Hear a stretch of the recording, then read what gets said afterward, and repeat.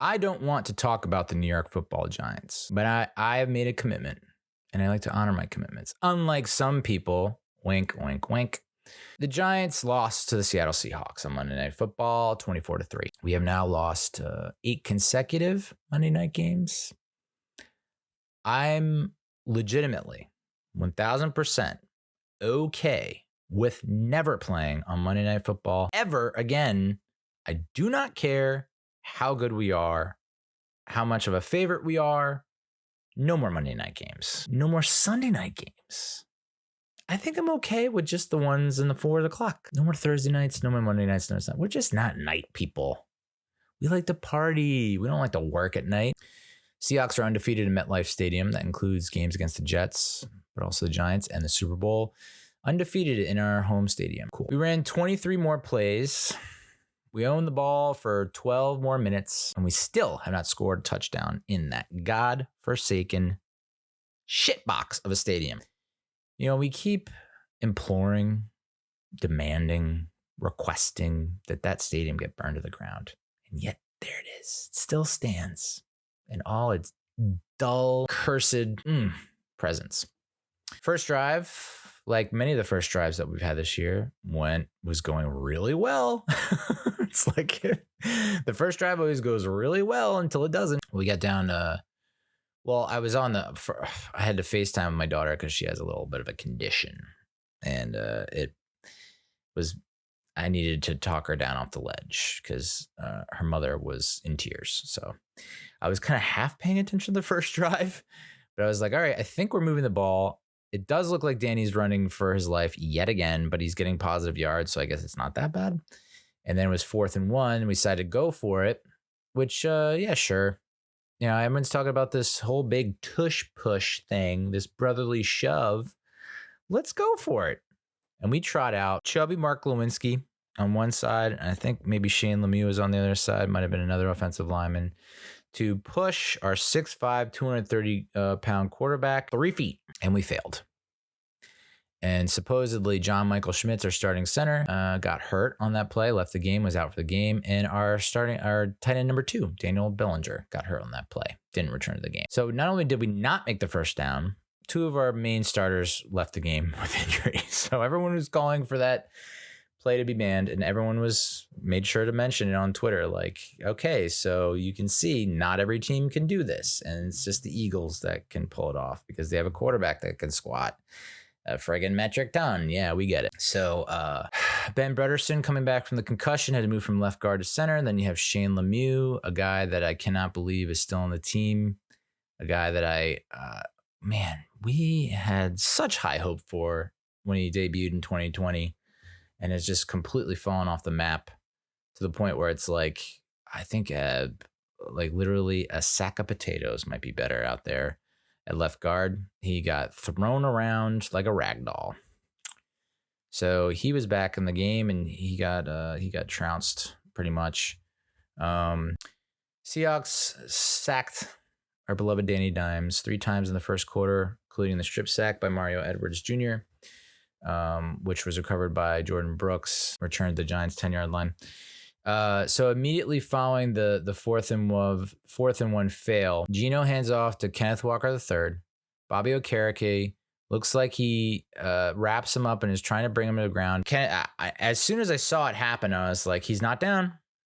He's not down. And now Okereke is like kind of celebrating, and like everyone's just standing around, and Kenneth Walker's just kind of slowly jogging towards to our end zone. And now we're going to be in a hole 7-0 on the first play from scrimmage from the Seahawks, or at least one of the first plays. So just like a lot of people said on Twitter, and a lot of fans have been saying, 11 days you had to prepare for this game. 11 days, and you laid an absolute fucking dud. Like, you would think that you would be all kinds of fired up and amped up and hyped up after all the bullshit that you had to hear from the 49ers after getting steamrolled towards the end there. You'd think we would want to be ripping throats, snapping necks, cashing checks. And instead, we're all just standing around with our thumb up our ass. So Jones was sacked 10 times, the most of his career. It was a total of 11 sacks because they tried that ridiculous throwback to Paris Campbell that was going to try and throw it, who ended up getting sacked. So it's 11 sacks total. The previous mark of 10 was set twice, once on October 27th, 1969, 25-3 loss to the Cowboys, and November 23rd, 1980, in a 12-0 defeat to San Francisco. Take a wild fucking guess how we finished those 2 seasons. Not in the playoffs. Daniel Jones, who was the team's leading rusher with 66 yards on 10 carries, threw 2 picks, including the 97-yard interception return for touchdown by cornerback Devin Weatherspoon and a pass intended for Paris Campbell. And that is officially when I shut it off. That's when I was like, cut it. I planned to watch the whole game, even after, so Geno Smith leaves the game. He got hurt on a tackle by Isaiah Simmons, where Simmons fell on his legs. Geno took a umbrage to that, was jawing, and ended up getting a taunting foul afterwards because of it. I didn't think it was a dirty play. I could see how that sucks. It's eventually, I think it might get outlawed. I mean, they've outlawed so much in terms to preserve player health and to avoid injuries that you would think that maybe that's the next one to come. Like they've already, like, you can't pull the hair anymore. You can't horse collar, can't go low. Like, I feels like falling on the legs is coming down the pike. It's going to be another 15-yard penalty, an ejection, whatever, a fine. So Geno leaves the game. Drew Lock comes in.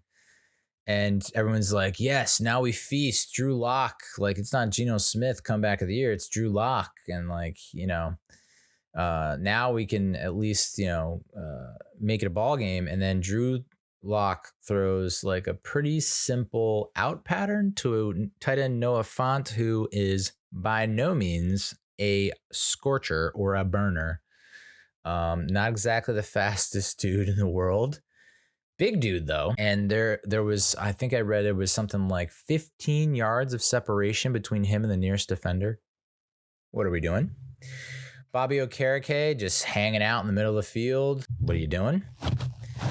I guess they're trying to tell us on the Manning cast that the slot corner ran with his receiver and was not supposed to, because it wasn't man. He wasn't supposed to be in man coverage. He was supposed to drop into zone in that flat where Noah Fant was.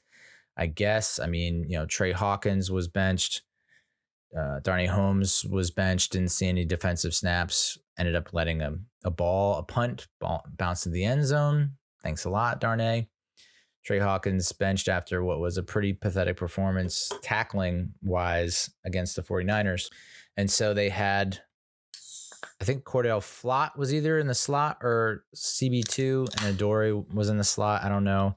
Adoree Jackson, in my mind, can't get off of this team quick enough. Oh boy. For the amount of money that dude's making, I don't know. My instinct says there's no shot in hell, heaven, purgatory, that we're going to bring him back, that we're going to sign him again. There's just no way. I think there are a lot of games where he has lockdown capabilities, but just cannot pick off the ball and is not a great tackler. So, and Giants have been outscored 77-9 in the 4 first halves this season. We've been outscored in our first 2 home games 64-3. And we have a turnover differential of -8. It's tied for the second worst mark in the NFL behind the Raiders. Yet again, the Giants did not have a takeaway this season. Noah Fant took that goddamn pass 51 yards and almost scored. It took Isaiah Simmons to chase him down and get him down, tackle him at the 1. Of course, Kenneth Walker scores on the next play, so it's 14-3. But even after that, Daniel Jones puts together that drive. I think it's in the third quarter. Yeah, third quarter, 14-3. He is getting 0 protection on most of the pass plays. It was the point where it was like, it wasn't even any hesitation or second thought about what he was going to do. He would drop back and immediately take off to his right. Like, this is not a designed bootleg. It's supposed to be a design drop back. You step up, you make the throw. Instead, he would drop back, and as soon as he planted that back foot on the last step, he was taken off to his right every friggin' time. So part of me is like, I don't know how you expect him to throw on schedule when he has like less than a second to throw. Definitely less than 2 seconds to throw. And then you watch back the replays and you watch back the all 22, the screenshots and the clips on Twitter. And it's like, okay, you had Wan'Dale Robinson wide the hell open for well past the first down on a 3rd and 11, in which you were looking and looking and looking. And you apparently were just looking at the same person the whole time, which, we've now had multiple defenses, multiple opponents come out and say, yeah, he just stares down his first target, his first receiver, the guy he wants to go to, he just stares him down. So it's like, why wouldn't we just follow his eyes? Because he's just staring this player down and go for it. I mean, that's what Witherspoon, a rookie corner, came out and said. I mean, Witherspoon had himself a friggin' day. That guy's, I don't know if it's just against the Giants he did this or if he's been doing this all season, but he seems like he's awesome. He laid out, did he lay out Gary Brightwell on a play, came up and laid him out, put him on his ass. He had the pick 6, obviously. He had another pass breakup that, he probably should have picked off. He just had himself a day. So kudos to you, Witherspoon. You're a player that I wish we had. We don't have any players like you. That's for sure. So Daniel Jones, even though he's missing open guys, there are a couple plays where it's like he's just, and I said this last week, he's now like his first read isn't even a read. It's like he's just thinking about, okay, which side should I scramble to? Where should I scramble? Because he knows he's just going to get pressured. And so he's officially entered Sam Darnold seeing ghosts territory. He is so shell shocked that he cannot operate right now. That has to be what's going on, because it's not like he's missed these kind of throws or open people for 5-6 years. I don't think. Here and there maybe, but not as frequent and as often as what's happening now. And it has to be a product of every year getting pressured and pressured and pressured and pressured more. To the point where, like I said, if he doesn't get pressured, he still thinks he is being pressured and acts accordingly. Rushes the throw, overthrows, inaccurate, decides to scramble when he doesn't need to. That being said, that drive was awesome. We're down 14-3. His offensive line is decimated. We got guys starting on the offensive line that have 1 to 2 years of experience combined, most of them. And he's scrambling, he's running, they're designed runs, and he's picking up first downs. He's just playing tough, playing gritty. He's gritting out one hell of a drive. I think there was a 4th and 1. It's a naked boot. I mean, you could read it from a mile away. He evades the guy crashing down and scrambles for the first down. You're thinking to yourself, with all the mistakes that we've made in this game, if he scores a touchdown and gets the 2-point conversion, we're down by 3. Holy shit. I mean, the Seahawks at that point in the game should have probably been winning, because the Kenneth Walker was not down, right? I didn't think Kenneth Walker was down on that one run when Okereke tackled him. Like I watched that replay a million times and I'm not seeing what other people are seeing. People are like, oh, he was clearly down. I'm like, no questions asked. And I'm like, well, his elbow wasn't down and his butt wasn't down, was it? But apparently he's got a badonk, and that donk done touchdown. The Eagles landed. So that probably should have been 7. And then there were a couple other times where they went for it on 4th down when those were easy field goals. So they could have potentially been up 20, 26, 27 points at that point. Instead, they're only up 14-3. So to put together that drive and to have it look like, okay, maybe we are going to turn things around. Like, is this going to be like the Arizona game? And for Daniel to throw that pick 6, dude, I immediately turned it off. I've watched, like I've said before, I think I've watched some like 600 Giants games.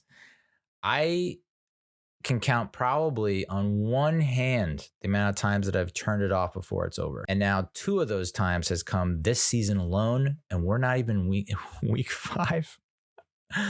Half the games I've turned off early. Supremely confident that we have no effing shot to come back, and I've been right both times. Not that I take pride in that, but again, the debate rages on. Is it talent or is it coaching? Is it talent or is it coaching? And it's like, it's both. It's the coaches not coaching, like the coaches coming up with a scheme that they think will work.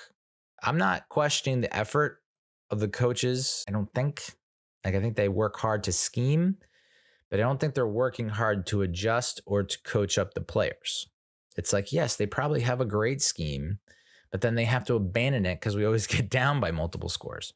So I think it's a combination of both. I think it's first, like the coaching staff, how do you not see this train wreck happening in training camp? How do you not see any of that in the preseason or training camp?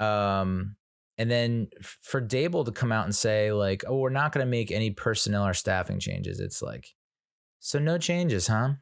Just status quo, kind of just keep on keeping on. Yeah. And, someone tweeted, it's like, that's literally the definition of insanity, is doing the same thing over and over again, expecting different results. That's insane. Shake it up, guy. And I think he has tried to on offense, where it's like, we're going to bench Glowinski. Okay. We admit we made a mistake. Glowinski stinks. We're going to bench him. But then you have all these injuries and he's forced to put in Glowinski again, forced to put in someone like Shane Lemieux. Why those two dudes are on the roster, I mean, that's just a testament, and it goes to show you what the dearth of quality offensive linemen. Or does it? Because you look at Seattle, like their entire offensive line was hurt. All their starters were gone. And we still, we're not getting a ton of pressure on Geno Smith or Drew Lock. I think Kayvon had 2 sacks. Congratulations, I guess. I think it's nice to have Azeez Ojulari back. I think that helps Kayvon on a lot. But for someone like Leonard Williams to go up against a backup or a backup of a backup and not be able to wreak havoc and do damage is all you need to know about his future with the Giants. It's guys like that. I mean, the guys that are eating up a ton of salary cap on this team are not making the impact other than Dexter Lawrence. That's the only guy, high-priced guy that we have on this team that is making plays and actually playing up to their contract. Daniel Jones, not even close. And you can blame the offensive line, but and it's like the chicken and the egg. Is the offensive line that causes him to play like shit, or is, whatever. So Leonard Williams probably gone after the season. Adoree Jackson probably gone after the season. And the trade deadline, this is where it gets tricky, because it's like we got Miami next, the Dolphins next, and then the Bills, both away games. That's an L. That's an L. So now we're at 1-5. I think the trade deadline is at week 8. So what's going to happen? If you are 1-7, 1-8, 1-7 at the trade deadline, I mean, just pull the trigger. It's a full-on fire sale at that point, because I don't know that you're going to, you think you're just going to reel off 8-9 in a row? I don't know. Because then I think back to last year and I'm like, well, we were 6-1, 6-2, 7-1 right around the trade deadline. And then we finished 9-7-1. It's like we only won 2 or 3 games down the stretch. So I guess, yeah, if you flip it, I don't know. I just think if you're 1-7, 1-8, just fucking trade. Make some trades. I mean, I think it sucks for a lot of players, but you have to look out for the team in the future. The special teams continues to suck, by the way. I mean, the defense, if you had to give the defense a grade, what do you give it? B-? I guess better than they played against the 49ers. The tackling still sucked, was atrocious. But we did hold Seattle to 3 of 12 on 3rd down attempts and 0 for 2 on 4th down tries. I guess Micah McFadden it looked good again after a pretty awesome week against the Niners. So but the fact that Micah McFadden is your star guy on defense is kind of odd. Considering a lot of people thought he should not even be a starter. Isaiah Simmons has a pretty nice Pro Football Focus grade. It's one of those things where it's I guess that's nice, but it's the eye test. Yes, he chased down Noah Fant, but other than that, is he breaking up pass breakups? Is he getting sacks, hits on the quarterback? There's just, you don't see a lot of him on camera. Like there's not a lot of like highlights, replays, but I guess he is just playing kind of under the radar solid. So I guess that's a bright spot. Our special teams does suck though. 6 penalties on special teams. Eric Gray muffed a punt. Why the fuck he's returning punts? I don't know. He doesn't know how to. And then for Brian Dable to put Adoree Jackson back there after he tried to return punts last year and got hurt. When Richie James fumbled punts against the Seahawks, I don't know what's going on. We see that goddamn bird on that goddamn helmet, and we cannot field punts. It's like a thing. So Eric Gray gets benched. Adoree Jackson goes back, and we're all like, what are you doing, Dabes? It makes me think that Dabes really does hate certain players, and he's trying to get them hurt. It's like, yeah, Adoree, get back there. It'll be all right. Don't you worry. But Adoree was just fair caught a ball, let a couple balls bounce past him for about 15, 20 extra yards thrown on the total. Don't know why Sterling Shepard isn't returning punts. Don't know why Sterling Shepard's on the team if he's going to get 0 snaps every week. It's like, can you use him somehow, some way? Like, figure it out. Gary Brightwell runs into the punter, which was declined because Cam Brown was also penalized for holding on the same play. It's like the Seahawks were trying to hand us the game for sure. And we're just like, no, thank you. Oh, no, thank you. No, we're not. We don't like winning. No, thank you. But thank you. But they were like Kenneth Walker running out of bounds on every play to stop the clock so we don't have to use timeouts. It's like, what are you doing? Like, we should not have got the ball back at the end of that half. Instead, we do, but we force them to go to punt on 4th down. If whoever returns the punt, I think it was Adoree, just fair catches the ball. We have the ball at like the 45 or 40 of in Giants territory. So it's probably another what? You had 49 seconds left. You can probably get in Gano's field goal range. He blasted a 55-yarder right down the pipe. But nope, Cam Brown holds. Gary Brightwell runs in the punter and that gives the Seahawks a first down. So we're not able to get the ball back. And then Casey Kreider committed a holding penalty that also combined with a 23-yard punt return gave the Seahawks the ball at the Giants 40. So special teams sucks. Offense sucks. Defense kind of sucks. Like not completely sucks. So 1-3, staring down the barrel of 1-5.